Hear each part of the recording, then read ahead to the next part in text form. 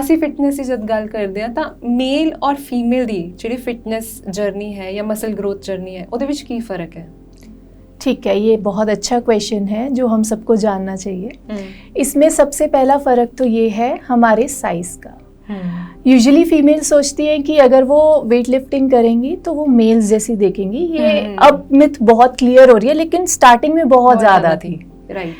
तो लेकिन ये ज़रूरी नहीं है। ज़रूरी क्या, बिल्कुल भी नहीं होता है ये। आप नेचुरली ट्रेन कर रहे हो अपने आप को, तो आपका जो मसल मास है वो लीन मसल मास की तरह गेन होता है। साइज़ उतना मेल्स जितना बढ़ा ही नहीं सकते, बिकॉज हमारे पास टेस्टोस्टेरोन ही नहीं है इतना जिससे वो इतने बल्कि दिखे हम, अनलेस हम उसको आर्टिफिशियली इंजेक्ट ना कर रहे हो। तो अगर आप देखते हो कुछ फीमेल्स इतने बल्कि क्यों दिखते हैं, वो बेसिकली हम लोग देखते हैं जो स्टेज पे जाते हैं, compete करते हैं, कुछ फीमेल्स बल्कि दिख रही हैं, उनको एग्जाम्पल लेना सही नहीं होगा, बिकॉज वो उनका प्रोफेशन है। उसके लिए उनको बहुत सारी चीज़ों की हो सकता है हेल्प लेनी पड़ती है, और उनका लाइफस्टाइल ही अलग होता है। नॉर्मल एक ह्यूमन बीइंग के लिए इतना मसल गेन करना फीमेल के लिए पॉसिबल नहीं है साइज वाइज।